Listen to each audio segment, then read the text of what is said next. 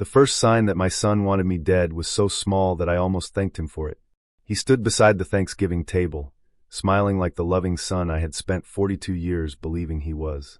Then he carefully counted 11 drops of something into my sparkling water. 1, 2, 3. By 11 I was still smiling.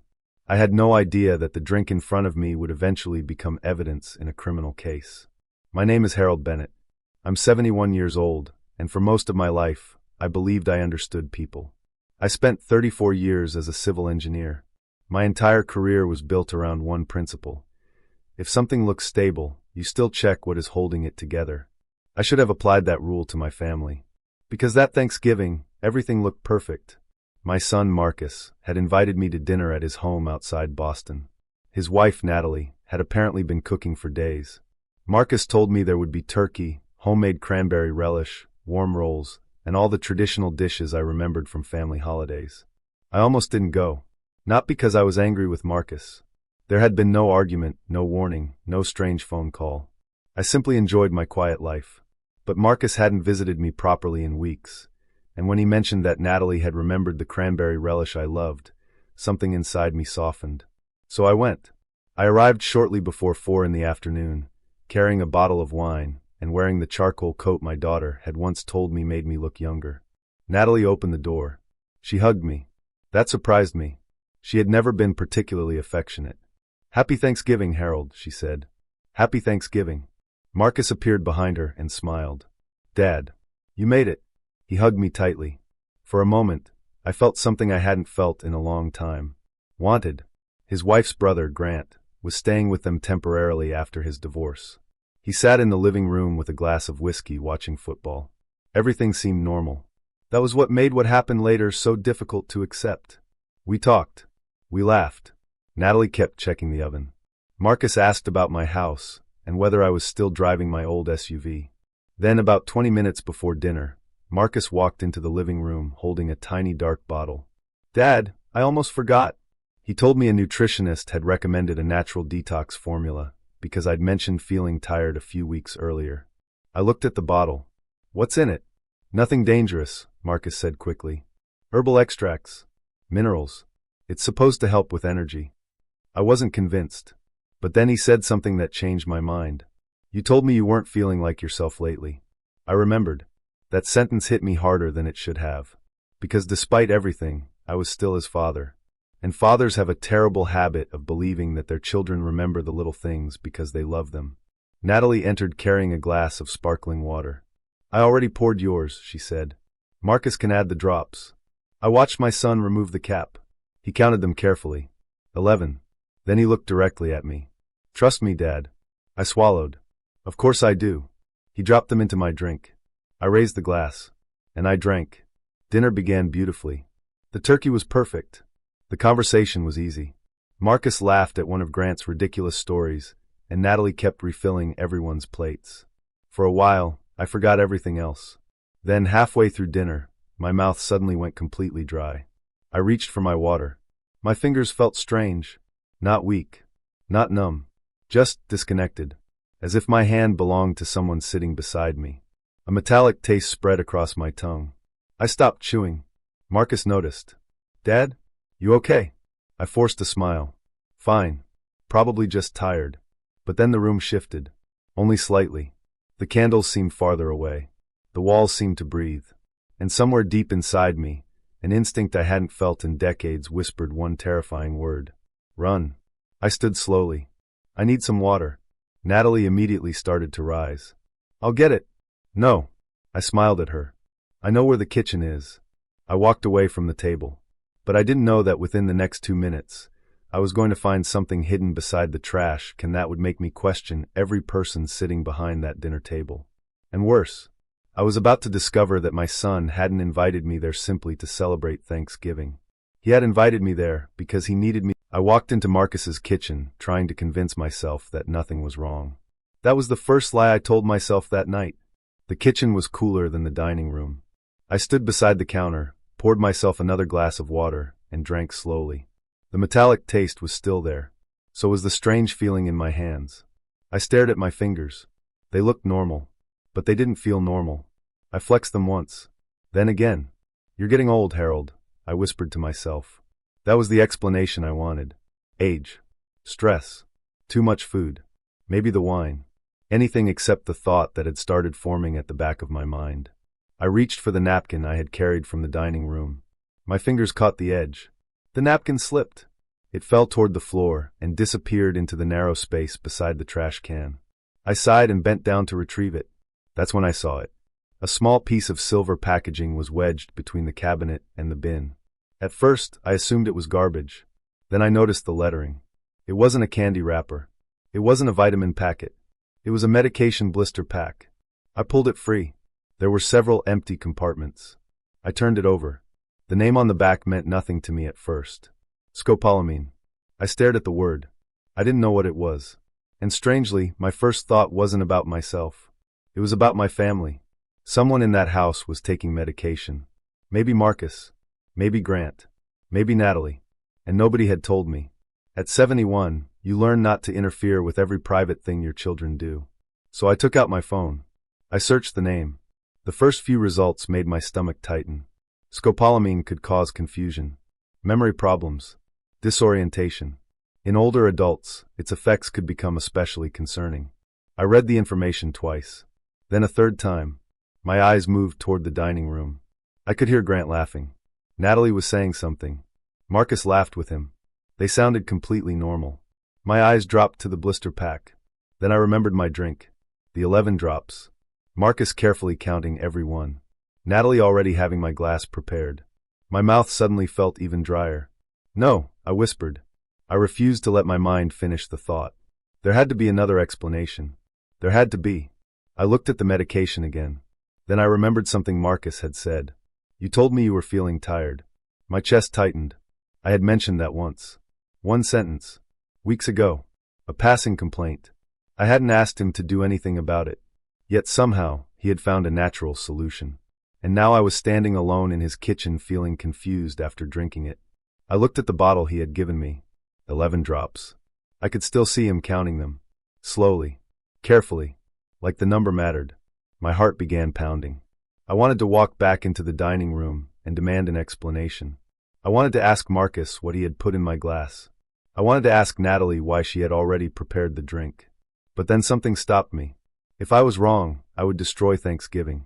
If I was right, walking back into that room could put me in danger. So I did something I never thought I'd have to do with my own family. I hid what I had found. I folded the blister pack and slipped it into the inside pocket of my coat. Then I ran cold water over my hands. I stood there until my breathing slowed. When I returned to the dining room, Marcus looked up immediately. Dad, feeling better? I smiled. Much better. He smiled back. That smile hurt more than I can explain. Because I had spent 42 years teaching that boy how to ride a bicycle, how to shake hands, how to keep his word. And now I was sitting across from him wondering whether he had just poisoned me. I finished dinner. I laughed when everyone laughed. I complimented Natalie's cooking. I even took another bite of the cranberry relish. Nobody knew. Or at least, I thought nobody knew. After dinner, Marcus walked me to the door. Then he handed me 2 sealed bottles. Take these every day, Dad. I looked at the bottles. Every day. That's when they'll work best. He smiled. You'll feel better in no time. I looked into my son's eyes. There was no fear there. No hesitation. Just confidence. And somehow, that frightened me more than anything else. Thanks, Marcus, I said. He hugged me. I hugged him back. And when I stepped outside, I didn't turn around. I walked to my car, sat behind the wheel, and closed the door. For several seconds, I just stared into the darkness. My hands were trembling.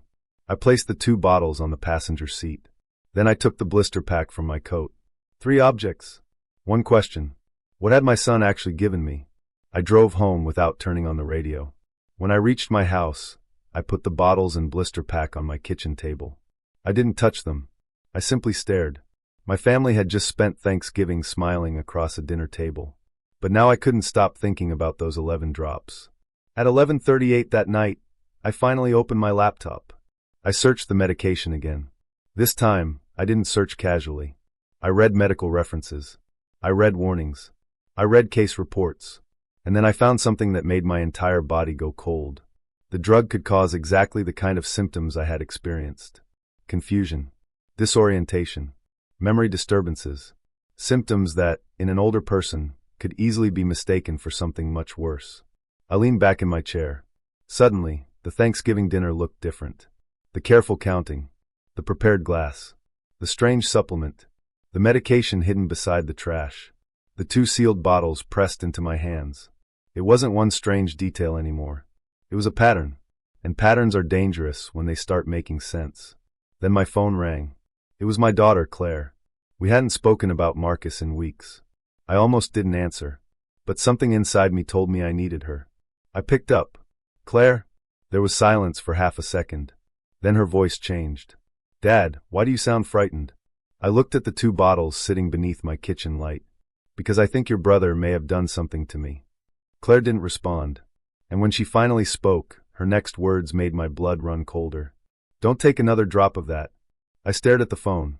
"Why?" Another silence. Then Claire said something I would never forget. "Because I already know what your brother has been trying to do." And suddenly, the question wasn't whether Marcus had poisoned me. The question was, what did he need me to become before he took everything I owned? For several seconds after Claire said those words, I couldn't speak. "Don't take another drop of that." Her voice wasn't frightened. That was what scared me. Claire was the kind of woman who became calmer when things became dangerous. She had always been like that. Even as a child, when everyone else panicked, Claire would stop, think, and start looking for the missing piece. "Claire," I said quietly, "what do you know?" "I need you to answer one question first." "What? Did Marcus give you those bottles himself?" I looked at the 2 bottles on my kitchen table. "Yes." "Are they still sealed?" "Yes." "Good. Don't open them. Don't throw them away. And don't call Marcus." I felt my stomach tighten. "Why?" "Because if I'm right, Dad, he wants you to think you're getting sick." The room seemed to become smaller. I stared at the bottles. "Getting sick with what?" Claire took a breath. "Something that looks like memory loss." I closed my eyes. The words landed harder than I expected. My father had died after years of declining health. I remembered watching him forget names, repeat questions, and eventually struggle to recognize people he'd known his entire life. The thought of my own son deliberately creating that kind of decline inside me was almost impossible to comprehend. Why would Marcus want me to look confused? Claire didn't answer immediately. That silence told me more than words could. "Claire, because someone has been asking questions about your property." I opened my eyes. "My property?" "Your house. Your investments. Your estate." I stood up. "Who?"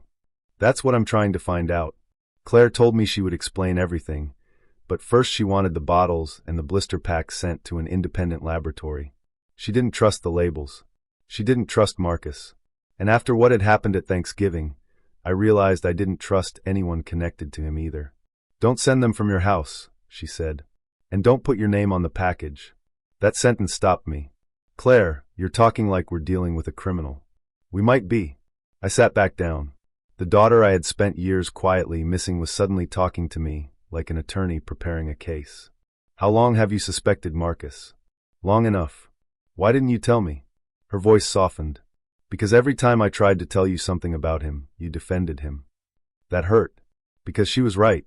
Years earlier, Claire and Marcus had fallen out over our family's inheritance. I had assumed it was another disagreement between siblings. Marcus had convinced me that Claire was being unreasonable, so I had stayed out of it. I thought staying neutral meant being fair. Now I wondered if staying neutral had simply made me blind. Claire told me to send everything first thing in the morning. I barely slept. At 8:20 the next morning, I drove to a shipping center across town. The blister pack went into a sealed bag. The 2 bottles were packed separately. I paid in cash. Then I drove home and waited. For days later, Claire called. No greeting. No small talk. "Dad, sit down." I was already sitting. "What happened?" "The laboratory results are back." My fingers tightened around the phone. "Tell me." Claire inhaled slowly. "Those bottles aren't what Marcus claimed they were." I looked toward the kitchen table. "What are they?" "Both contain concentrated scopolamine." I didn't understand the full meaning at first. Then she continued. "The concentration is far above anything that should be in something marketed as a wellness supplement." My throat tightened. "How dangerous?" "Taken repeatedly, especially by someone your age, it could produce severe confusion, memory problems, disorientation, and cognitive symptoms." I stared at the wall. Claire's voice became quieter. Dad, the toxicologist flagged the samples as consistent with intentional poisoning. I couldn't breathe properly. Intentional. Poisoning. Two words that shouldn't exist in the same sentence as my son's name. But now they did. I whispered. Marcus wanted me to look like I was losing my mind. Yes. Why? Claire went silent again. This time, I didn't ask her to hurry. I already knew the answer was going to hurt. Finally, she said, because someone has been preparing to take control of your finances. My eyes moved around my house. The furniture. The photographs. The old bookshelf I'd built myself. 30 years of investments. Everything I had worked for. How much? Claire gave me a figure. My estate was worth roughly $4.3 million. I had never thought of my life in terms of that number. To me, it was simply the result of decades of working, saving, investing, and refusing to spend more than I needed. But apparently, my son had looked at the same life and seen something completely different. A target. Claire had another piece of information. Someone had requested a certified valuation and title search on my property several weeks before Thanksgiving. Who requested it? I asked. A law firm. Which one? Blackwood Legal Group. A man named Victor Hale. I wrote the name down. Then Claire said something that made my blood turn cold. He's known for handling guardianship cases involving wealthy elderly clients. I stared at the paper. Guardianship. The word seemed almost harmless. Then Claire explained what it meant. If someone could convince a court that I was mentally incapable of managing my own affairs, another person could potentially gain control over my finances and property. And Marcus had already been giving me something that could make me appear confused. Suddenly, Thanksgiving made perfect sense. The 11 drops weren't meant to kill me quickly. They were meant to change how people saw me. My son wasn't trying to make me disappear. He was trying to make everyone believe I was disappearing on my own. I felt something inside me crack. Not anger. Something worse. Grief. Because no stranger could have hurt me this deeply. Only my son could. Claire's voice softened. Dad, I know what you're thinking. What? You're wondering how you didn't see this. I looked down at my hands. I raised him. That's why you couldn't see it. Her words broke something open inside me. I remembered Marcus at 6 years old, running toward me after falling off his bicycle. At 12, crying because he thought I'd be disappointed in him. At 22, calling me because he didn't know how to fix his first car. I had spent decades believing that no matter how badly life changed him, somewhere underneath it all was the little boy who trusted me. Now I had to accept something I wasn't ready to accept. Maybe that little boy was gone. Or maybe he had been hiding behind the man he'd become for years. Claire wasn't finished. There is one more name. Whose? Grant. I froze. My son's uncle. The man sitting on Marcus's couch during Thanksgiving. The man drinking whiskey while I slowly became confused at the dinner table. What does Grant have to do with this? Claire answered carefully. His name appears on the legal documents. I stared at the phone. What documents? The guardianship paperwork. My heart sank. Grant signed it. The room went silent. My son wasn't acting alone. My daughter-in-law wasn't simply standing beside him. And now my own brother had apparently chosen a side. Claire took a breath. Dad, I need you to listen carefully. Don't confront any of them. Why? Because they don't know we know yet. I looked at the bottles sitting across the room. For the first time since Thanksgiving, I felt something other than fear. I felt control returning. What do you want me to do? Claire's answer was immediate. Nothing. Nothing? Act exactly like you acted before. My stomach tightened. Claire, they tried to poison me. I know. They're planning to take my estate. I know. Then why should I pretend everything is normal? Her voice became cold. Because, Dad, if Marcus thinks the plan is working, he'll make a mistake. I stared into the darkness beyond my kitchen window. Claire continued. And when he makes that mistake, we're going to be ready. I didn't know it then, but my daughter had already started building the trap. And the next thing she discovered would prove something even more horrifying. Marcus hadn't just planned what to do with my money. He had already planned what would happen to me. I didn't sleep that night. Not because I was afraid Marcus would come through my front door. I was afraid of something much harder to accept. My own son had looked at me and decided that my life was something he could take. And my brother, Grant, had apparently decided he deserved a piece of it. I sat alone at my kitchen table until almost 2 a.m. The 2 bottles Marcus had given me were still there. Sealed. Untouched. I kept staring at them, as if they might explain why a father could become a target in his own child's eyes. Claire finally called again. "Dad, I found something." I straightened. "What?" "The attorney behind the guardianship paperwork isn't just some random lawyer." Her voice was quiet. His name was Victor Hale. According to Claire, Hale had handled several guardianship cases involving elderly people with significant assets. And there was a pattern. Families would suddenly begin documenting strange behavior. Missed appointments, forgotten conversations, confusion, financial mistakes. Then, after enough incidents had supposedly been recorded, someone would petition the court to declare the elderly person incapable of managing their own affairs. I felt my jaw tighten. They're building a medical story. Exactly. Claire paused. And your poisoning explains how. I looked toward the bottles. The plan suddenly became horrifyingly simple. Marcus didn't need to make me look completely insane. He only needed to make me look different. A little confused. A little forgetful. A little unstable. Then when people asked why, he could point to my age. And the drug would provide the evidence they needed. I whispered, "How long have they been preparing?" "At least several weeks." That was when Claire told me about the property search. Someone had ordered a certified valuation of my home and investment holdings before Thanksgiving. The request had been made through Victor Hale's office. I felt something inside my chest go cold.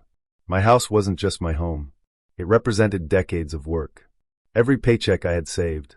Every investment I had patiently built. Every weekend I had spent working instead of spending money. And now someone had already calculated its value. I asked Claire how much they were trying to take. She hesitated. "Your total assets are somewhere around $4.3 million. I almost laughed. Not because it was funny. Because the number sounded absurd when attached to my life. I had never thought of myself as wealthy. I had simply been careful. But apparently, Marcus had been thinking about my money long before I ever suspected it. "Grant signed the paperwork?" I asked. "Yes." I closed my eyes. Grant had moved into Marcus's home after his divorce. I had assumed he was going through a difficult period. Now I remembered all those evenings at Thanksgiving. Grant drinking whiskey. Grant watching everything. Grant sitting close enough to hear every conversation. Maybe he wasn't simply staying with my son.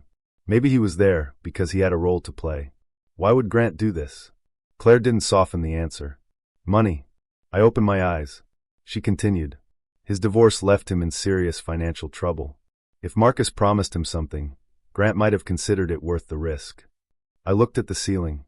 My own brother had apparently calculated the price of his loyalty. Claire's voice became gentler. "Dad, I know this hurts." I swallowed. "That's not the word." "What word is it?" "Humiliation." There was silence. I raised Marcus to protect people who couldn't protect themselves. My voice cracked. And now I have to protect myself from him. Claire didn't say anything. She didn't need to. Then she said, "That's why we don't fight him emotionally." "What do? "We beat him legally." That was the first moment I felt something inside me shift. Fear was still there. The betrayal was still there. But underneath both was something I recognized. Structure. A problem. A system. Something I could understand. Claire had already contacted an independent neurological assessment center. She wanted me tested by a specialist who had experience providing court-admissible evaluations.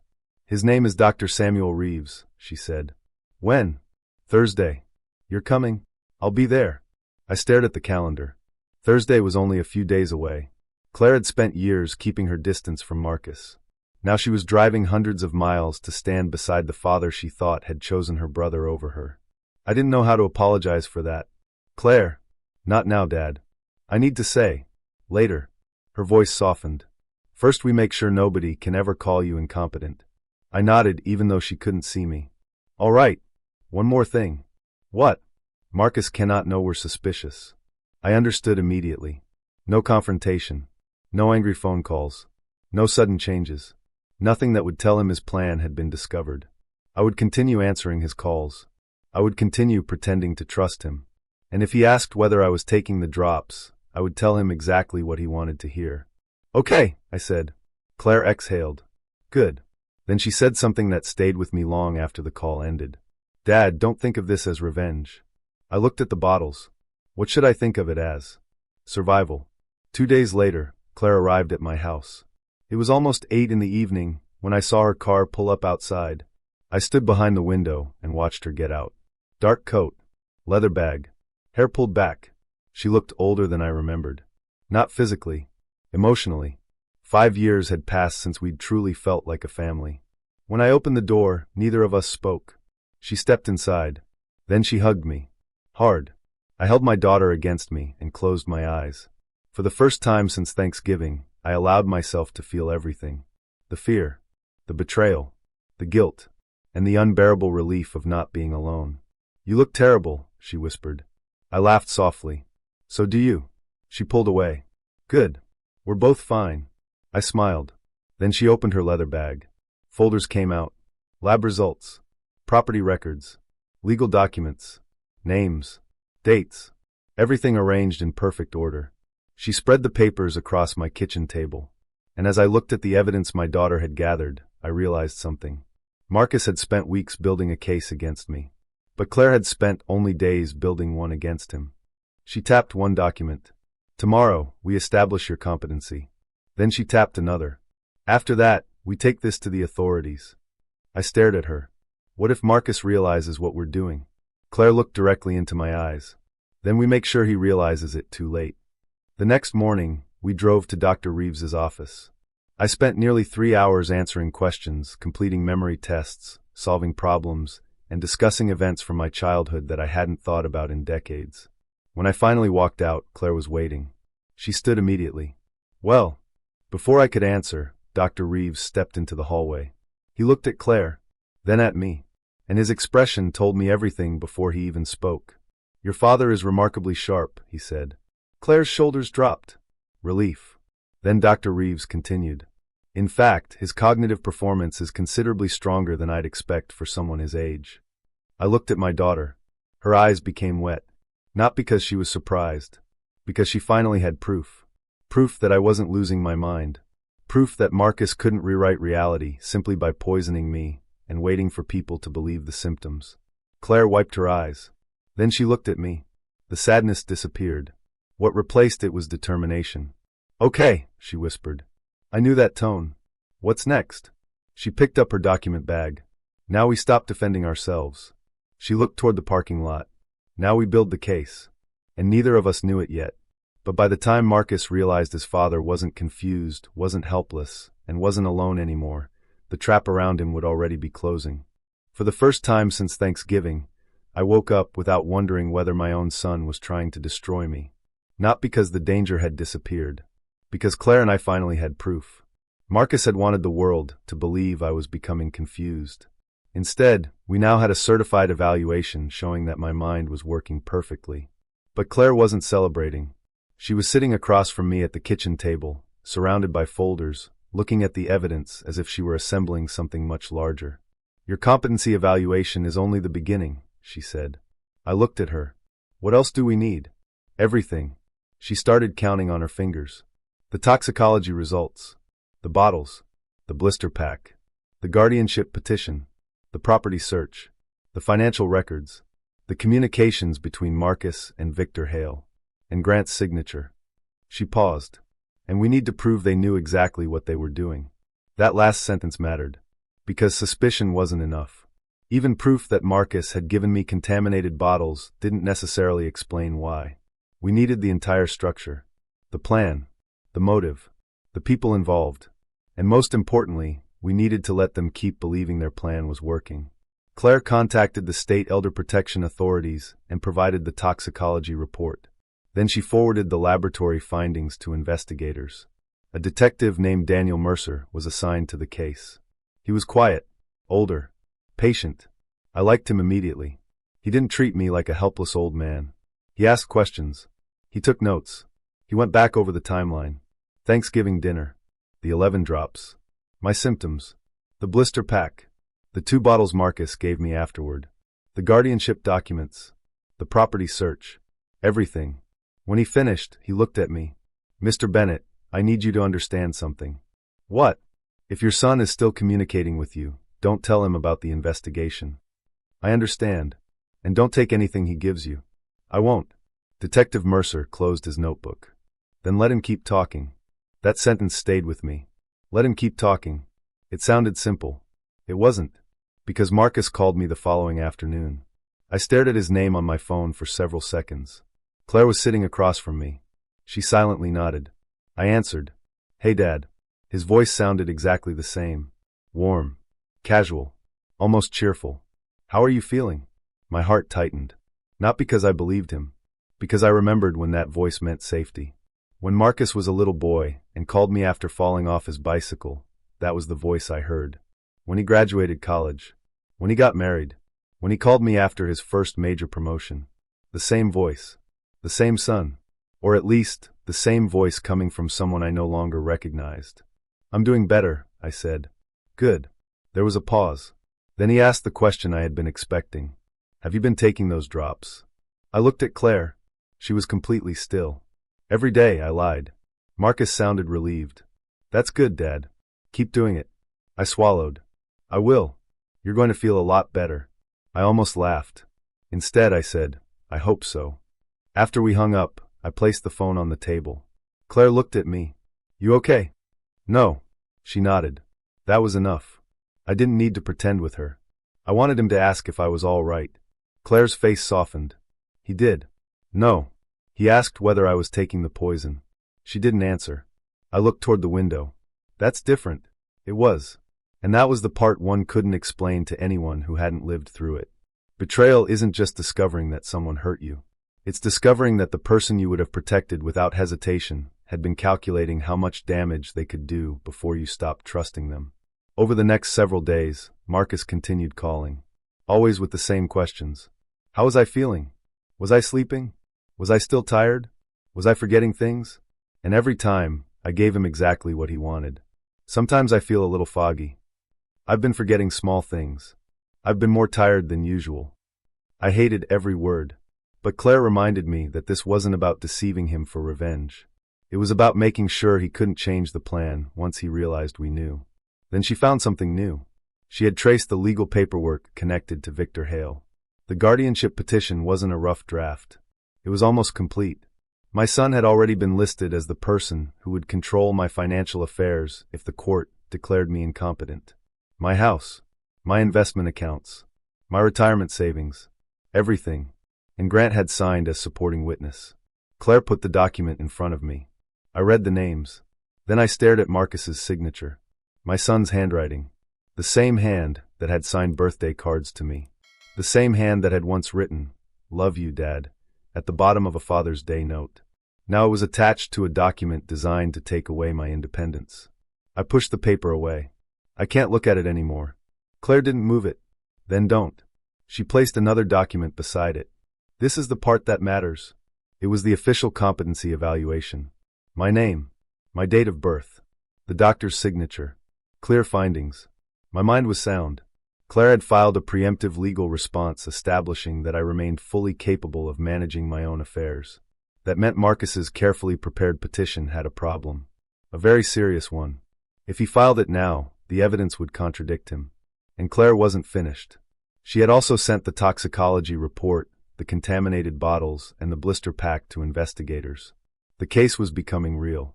Not a family argument. Not a misunderstanding. Not something we could explain away over Christmas dinner. A criminal investigation. Still, I wanted one more thing. I wanted to know why.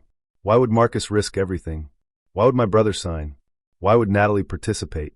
And why had they believed I would be so easy to control? Claire looked at me when I asked. I think we're going to find out. How? She closed the folder. We let Marcus believe you're getting worse. I stared at her. How much worse? Enough that he gets confident. The idea made my stomach turn. She continued. When people think they're winning, they stop protecting themselves. That was the moment our strategy changed. We weren't simply defending my life anymore. We were giving Marcus room to expose himself. So I played the role he had written for me. An aging father. A little confused. A little forgetful. Still trusting his son. Still grateful for his concern. And Marcus believed every second of it. He called me again on Friday. Dad, I was thinking. Maybe you should come stay with us for a while. I felt coldness spread through my chest. Why? You know, just until you're feeling completely yourself again. I looked at Claire. She had gone completely still. I knew exactly what Marcus was offering. A place where he could watch me. Control what I ate. Control what I drank. control who I spoke to, and perhaps eventually, make it easier to tell everyone that I couldn't safely live alone anymore. I forced my voice to sound uncertain. Maybe you're right. Marcus immediately became more enthusiastic. That's what I've been thinking. I swallowed. Let me think about it. Of course, Dad. Then he said something that made my blood run cold. After all, we don't want you making any big decisions while you're not thinking clearly. I closed my eyes. There it was. The sentence Claire and I had been waiting for. He believed I was becoming incompetent. He believed the poison was working. And he had just told me exactly how he planned to use it. When the call ended, Claire slowly leaned forward. Did you hear that? I nodded. She opened her laptop. Good. I looked at her. Why? A small, determined smile appeared on her face. Because now we know he's ready to make his move. I stared at my daughter's screen. The investigation was moving. The legal defense was in place. The evidence was secured. And Marcus still believed his father was slowly losing his mind. For the first time, I wasn't waiting for my son to betray me. I was waiting for him to walk directly into the trap. And Claire had one final piece of the plan. She wanted Marcus, Grant, and Natalie in the same room. She wanted them comfortable, confident, certain that they had already won. Because when they were finally together, we wouldn't just confront them. We would make sure they had nowhere left to run. There is a strange kind of courage that appears when fear has nowhere left to go. I discovered it sitting across from my daughter on a Saturday morning, watching her arrange evidence into separate folders. One folder contained the toxicology report. Another contained my medical evaluation. Another held the guardianship paperwork. And the largest one contained everything connected to Marcus. I looked at all those documents and realized something painful. My son had spent weeks preparing to take control of my life. My daughter had spent those same weeks trying to save it. Claire closed the final folder. We're ready. I wasn't sure I was. What happens now? She looked at me. Now we give them a reason to come to you. I understood immediately. Marcus had already suggested that I stay at his house. He believed I was deteriorating. He believed I was becoming dependent. He believed his plan was working. Claire wanted him to become confident enough to take the next step. And the next step would be the guardianship petition. If Marcus filed it while believing I was confused, he would expose the entire scheme. But we needed more than suspicion. We needed him to connect himself to the plan. That meant I had to keep acting like the frightened, forgetful father he expected me to be. It was harder than I thought. Every time Marcus called, I had to hear my son's voice and pretend I couldn't recognize what he was doing. One evening he asked me whether I had remembered to eat lunch. I said yes. Then he asked what I'd eaten. I paused deliberately. Sandwich, I think. You think? I could hear the excitement he tried to hide. Yeah, something like that. He became gentle. Almost too gentle. Dad, you know you don't have to be embarrassed about this. My chest tightened. About what? About forgetting things. There it was. He was already writing the story. I was the confused elderly father. He was the concerned son. And soon, everyone would supposedly believe it. I don't forget that much, I said. Marcus laughed softly. Of course you don't. The way he said it made me want to scream. Instead, I remained quiet. Then he asked, have you been taking the drops? Every day. Good. He sounded satisfied. I hung up and sat in silence. Claire was standing in the hallway. She had heard everything. He believes it, I said. I know. He actually believes he's making me lose my mind. Claire walked over and sat beside me. Then let him. I looked at her. How can you say that? Her expression softened. Because every day he thinks you're getting weaker is another day he becomes careless. She was right, but knowing that didn't make it easier. Then Detective Mercer called. His voice was calm. We've made progress. My heart began beating faster. What kind? We traced some of the communications surrounding the guardianship petition. To Marcus? Not directly. That disappointed me. Then he continued. To Victor Hale. I leaned forward. What's he found? The lawyer's office has been connected to several previous cases involving elderly clients and contested guardianships. I remembered what Claire had told me. There was a pattern. Mercer said investigators were examining whether Hale had coached families into documenting behavior in ways that would strengthen their petitions. But there was something else. We also have reason to believe your son was communicating with Hale before Thanksgiving. My fingers tightened around the phone. How far before? Several weeks. I looked at Claire. She immediately understood. This hadn't been a sudden decision. Marcus hadn't lost control one afternoon and made a terrible choice. He had been planning, preparing, waiting. Mercer continued. We need you to keep doing what you're doing. Acting confused? Yes. I hated that word, but I agreed. Then he said, Mr. Bennett, I know this is your son. I couldn't answer. Whatever happens next, don't confront him alone. I won't. When the call ended, Claire reached across the table. You okay? I nodded. Then I shook my head. I don't know. She waited. I looked at her. I keep remembering him as a little boy. Her eyes filled with tears. He was your little boy. That's what makes this impossible. I looked down at the table. I can understand someone stealing money. I can understand greed. But poisoning your own father? Claire's voice became quiet. Some people convince themselves that the person they're hurting isn't really a person anymore. I looked at her. What does that mean? They turn you into an obstacle. That sentence stayed with me. To Marcus, maybe I wasn't his father anymore. Maybe I was a house, a bank account, an estate, something standing between him and what he wanted. Claire reached for another document. We need to protect your assets immediately. She explained that she had prepared an irrevocable trust structure that would prevent anyone from gaining control simply through the guardianship scheme. I hesitated. Isn't that extreme? No. She looked directly at me. What's extreme is someone poisoning you to get access to your estate. I had no answer. We completed the necessary paperwork. For the first time in weeks, I felt like something that belonged to me was truly safe. But Claire wasn't finished. She had also contacted Marcus's employer. Not directly about the poisoning, about the conflict of interest. If Marcus was involved in attempting to become the financial controller of my estate while working in a position connected to financial management, the company needed to know. Claire filed a formal complaint with the compliance department. She attached the relevant documents. The guardianship petition, Marcus's proposed role, the financial connection. She didn't tell me everything she wrote. She didn't need to. 2 days later, Marcus's employer placed him on administrative leave pending an internal investigation. Marcus called me that evening. I knew something was wrong before I answered. Dad. His voice was tense. Hey Marcus, have you been talking to anyone about my work? My stomach dropped. For one terrifying second, I wondered if he'd discovered everything. I forced myself to sound confused. Your work? Yeah. Why would I talk about your work? Silence. Then his voice softened again. Never mind. I could almost hear him thinking. Dad, maybe we really should talk about you coming to stay with us. I looked across the room at Claire. She shook her head once. Not yet. I sighed. Maybe. Good. His relief was immediate. We'll take care of you. I closed my eyes. That sentence nearly broke me. Because I remembered the first time Marcus had said something similar. He had been 9 years old. I'd been sick with the flu, lying on the couch, and he'd brought me a glass of water with both hands. Don't worry, Dad, he'd whispered. I'll take care of you.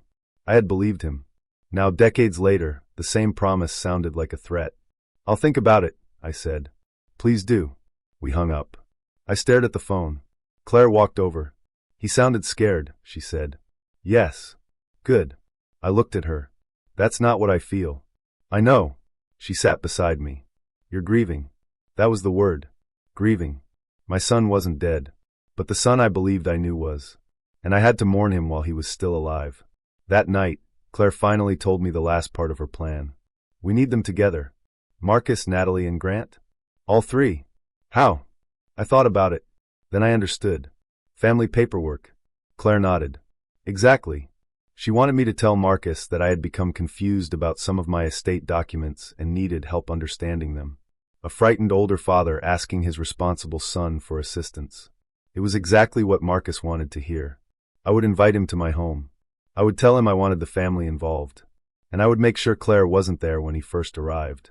Marcus needed to believe he had finally gotten what he wanted. Access. Control. A confused father. A vulnerable estate. Claire stood. Once they come here, we don't need to chase them anymore. What happens then? She looked at me. We closed the door. The following morning, I called Marcus. I made my voice slower. Less certain. I told him I had been looking through my estate documents and didn't understand something my attorney had written. Marcus immediately offered to come over. Of course, Dad. I swallowed. Could you bring Natalie? A pause. Then he said, sure. I added one more name. Maybe Grant too. Another pause. Longer this time. Why Grant? I trust him. That was enough. Marcus agreed. We chose the following Thursday afternoon. When the call ended, I sat motionless. Claire entered the room. It's done. She looked at me. Good. I shook my head. No. She stopped. I looked toward the window. It's not good. What? My son is coming to my house thinking he's going to take my life away.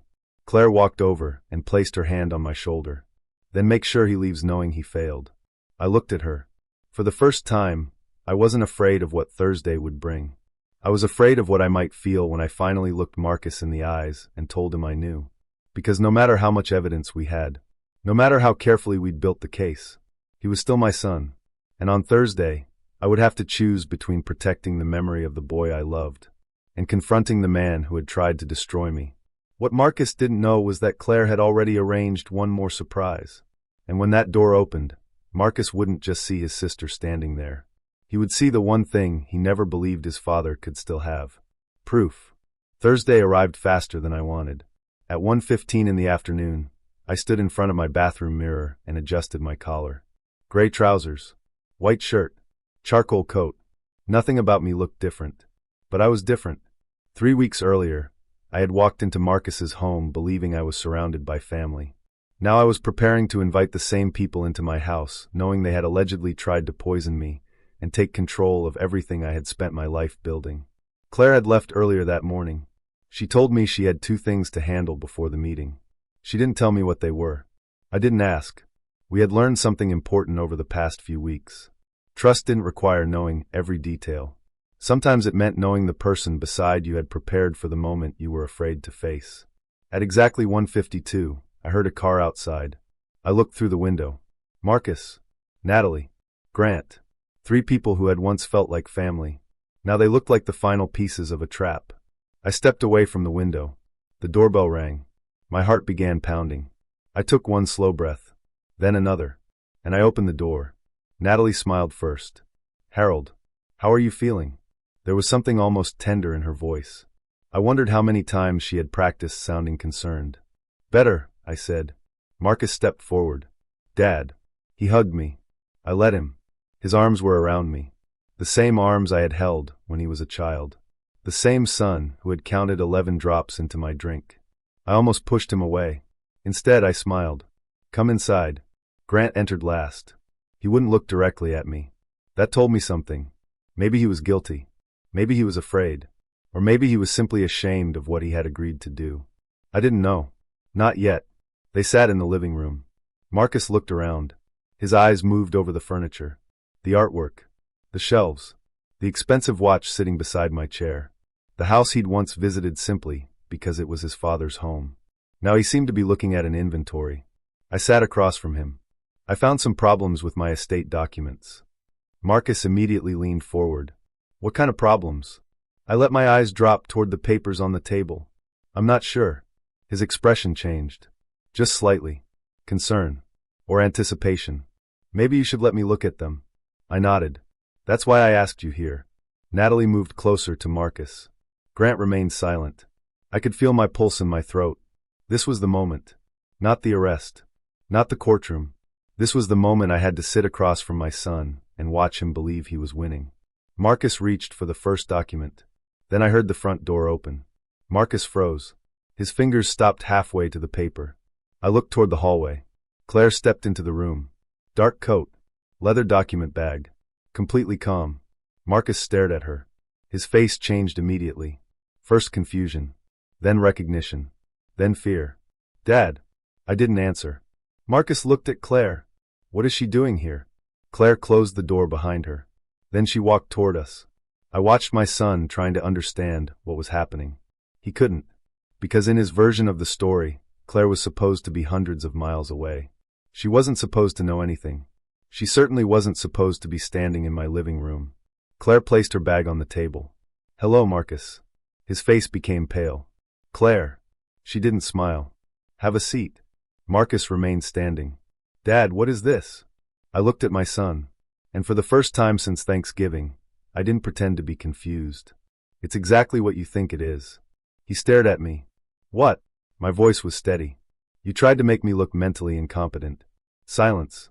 Natalie stopped breathing for a second. Grant's eyes dropped immediately to the floor. Marcus looked at me like I had suddenly started speaking another language. Dad, I don't know what you're talking about. Claire opened her document bag. Then you shouldn't have any problem looking at the evidence. She placed the first document on the table. A laboratory report. Marcus looked down. His eyes moved across the page. Then back to me. What is this? Claire answered. The toxicology report from the bottles you gave Harold. Natalie stood. What bottles? Claire turned toward her. The bottles of so-called detox drops. Natalie's face changed. Just slightly. But I saw it. Marcus saw it too. Claire placed another document beside the first. The laboratory found concentrated scopolamine in both bottles. Marcus shook his head. No, Claire continued. The concentration was far above a normal therapeutic threshold. Marcus stepped backward. This is ridiculous. I watched him. For weeks, I had imagined this moment. I had imagined screaming. I had imagined demanding an explanation. But when the moment actually arrived, I felt strangely calm. Maybe because I had already cried all the tears I had left. Claire placed a third document on the table. This is the guardianship petition. Marcus stared at it. His face lost the last trace of color. Claire pointed toward his name. You signed this. Marcus looked at Grant. Grant didn't move. You signed it too. Grant's shoulders dropped. Natalie whispered, Marcus. Don't, Marcus snapped. Claire continued. The petition names Marcus Bennett as the proposed financial controller of Harold Bennett's estate. Marcus looked at me. Dad, you don't understand. That sentence nearly broke my heart. Not because I was confused. Because he still thought I was. Claire placed one final document on the table. This is Harold's independent cognitive evaluation. Marcus looked at it, then looked at me. Claire's voice was cold. The evaluation confirms that your father is fully competent. Nobody spoke. I leaned forward. For the first time, I let Marcus see exactly who he had been trying to fool. You needed me to become confused. Marcus swallowed. You needed me to forget things. His lips parted. You needed doctors and everyone around me to believe I couldn't manage my own life. Dad, and you needed to be the person who stepped in and saved me. Marcus's eyes filled with tears. I didn't stop. Except you weren't trying to save me. My voice cracked. You were trying to take me. He looked away. Claire watched him carefully. Then she said the sentence that changed everything. You didn't make one mistake, Marcus. She tapped the toxicology report. You built a plan. She tapped the guardianship petition. And you left evidence behind. Marcus finally sat down. Natalie was crying now. Grant kept staring at the carpet. I looked at my son. The boy who once called me whenever he needed help. The man who now couldn't even look me in the eyes. Why? I asked. One word. That's all I had. Why? Marcus looked at me. His face crumpled. And for 1 second, I saw the little boy again. Dad. His voice broke. Then the doorbell rang. Everyone froze. Claire looked at me. I looked at the door. Marcus stood slowly. Who is that? I didn't answer. Claire closed her document bag. Then she whispered something that made Marcus's face go completely blank. It's the people you've been hoping would never find out. I walked toward the door. My hand reached the handle. And before I opened it, I heard someone outside identify themselves. Detective Daniel Mercer. Marcus stopped breathing. I opened the door. 2 investigators stood outside. No shouting. No dramatic entrance. Just badges. And the quiet certainty of people who already knew far more than my son realized. Detective Mercer looked at me. Mr. Bennett. I stepped aside. Come in. Marcus stared at the detectives. Then at Claire. Then at me. And finally, for the first time, he understood. This meeting had never been about my estate documents. It had been about his. And the papers Claire had placed on that table were only the beginning. Because Detective Mercer wasn't there to ask questions. He was there with evidence. And my son was about to hear exactly what the state believed he had done to his father. Detective Daniel Mercer stepped into my living room. Marcus didn't move. He couldn't. A few seconds earlier, he had been sitting there trying to convince me that I didn't understand what was happening. Now 2 investigators were standing between him and the future he had planned for himself. Detective Mercer placed a folder on the table. Marcus Bennett, we need to talk about the substances provided to your father. Marcus looked at me, then at Claire, then back at the detective. This is a misunderstanding. Mercer didn't react. Then you'll have an opportunity to explain it. Marcus swallowed. Natalie was crying silently beside him. Grant looked like he wanted to disappear. Mercer opened the folder.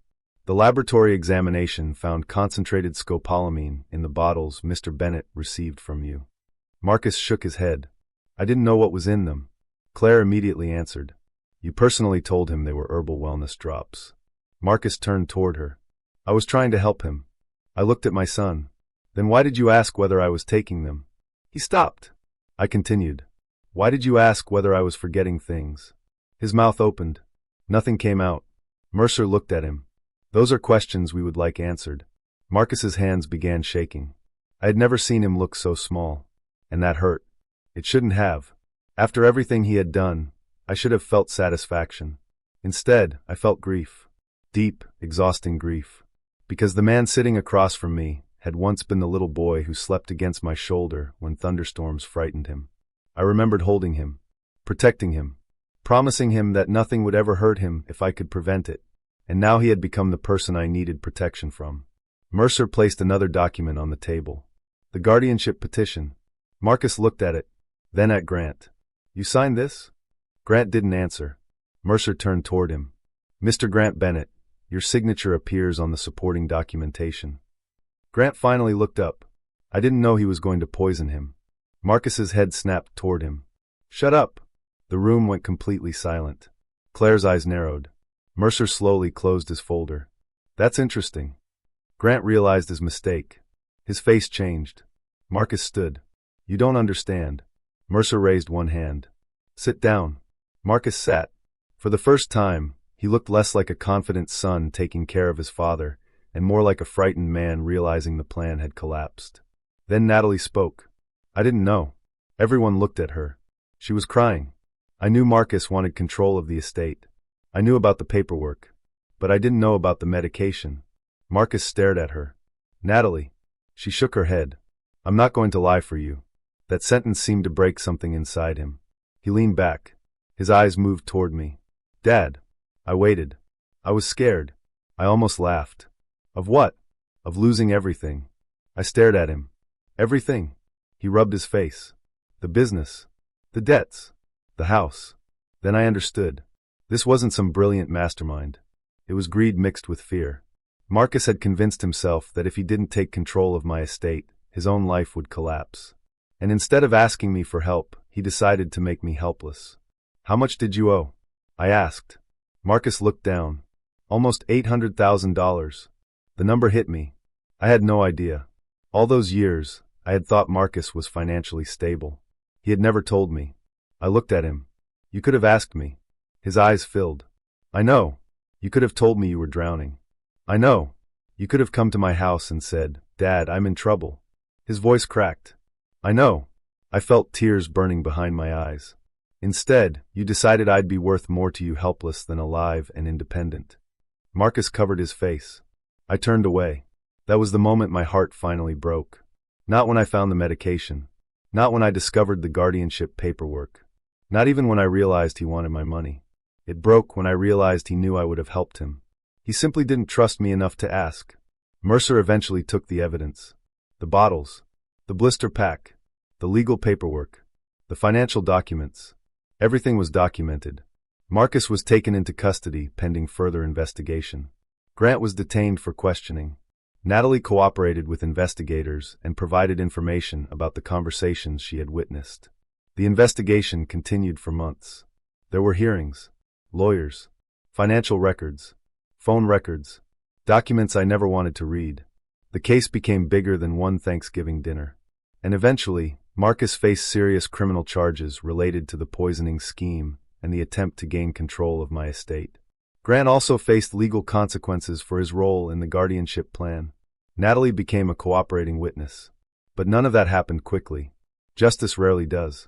There was no magical moment when everything suddenly felt right. For months, I woke up thinking about that Thanksgiving table. The 11 drops.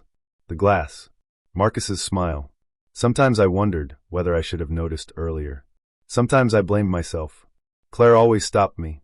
One afternoon, nearly a year after that Thanksgiving, she came to my house. We sat on the back porch. The same porch where Marcus had played as a child. Claire handed me a cup of coffee. Still thinking about him? I looked toward the yard. Every day. She nodded. I hate that. Why? Because he doesn't deserve to live in your head. I smiled sadly. He's my son. Claire looked down. I know. I took a slow breath. That doesn't mean I forgive him. She looked at me. I know. And it doesn't mean I want him back in my life. Claire nodded. I know. I stared into my coffee. But it also doesn't mean I stop loving the little boy he used to be. Claire's eyes filled with tears. I reached across and held her hand. For years, I had believed my family was broken because Claire and Marcus couldn't get along. I had blamed their arguments. I had tried to stay neutral. Now I understood something. Neutrality isn't always peace. Sometimes it is simply refusing to look closely enough to see who is being hurt. I had failed my daughter when she needed me. But she had still come back when I needed her. That was the part one would carry with me for the rest of my life. A few weeks later, I changed my estate plan. Not because I wanted to punish Marcus. Because I wanted my decisions to reflect the people I trusted. Claire became the primary beneficiary of my estate. I also created a charitable foundation in my late wife's name. A portion of my assets would go toward helping elderly people who faced financial exploitation and abuse. Claire asked me why. I told her the truth. Because I know what it feels like to realize the person sitting across the table isn't who you thought they were. She squeezed my hand. And because you survived. I looked at her. Yes. The following Thanksgiving, Claire came to my house. There were only 2 plates on the table. No crowd. No fake laughter. No carefully prepared smiles. Just my daughter and me. She brought the cranberry relish. I laughed when I saw it. You remembered. She smiled. Of course I remembered. I took a bite. Then another. And for the first time in a year, Thanksgiving didn't feel like the day my family betrayed me. It felt like the day I learned what family actually meant. Not blood. Not inheritance. Not money. Choice. Claire chose me when she could have walked away. And I chose to protect the life I still had instead of spending the rest of it wishing Marcus had been someone different. Sometimes I still think about that night. The 11 drops. The glass in my hand. My son's voice telling me to trust him. I trusted him. That was my mistake. But trusting him wasn't the worst thing I ever did. The worst thing would have been allowing his betrayal to convince me that love itself was foolish. So I kept living. I kept working in my garden. I kept answering Claire's calls. I kept watching the sunrise from the porch. And I learned one final lesson. A person can share your blood and still choose to destroy you. But another person can share your pain and choose to save you. My son tried to make me disappear while I was still alive. My daughter reminded me that I was worth fighting for. And sometimes, the deepest revenge isn't watching the person who hurt you fall. It's waking up the next morning, still standing, still thinking clearly, still free, and still capable of loving the people who truly deserved your trust.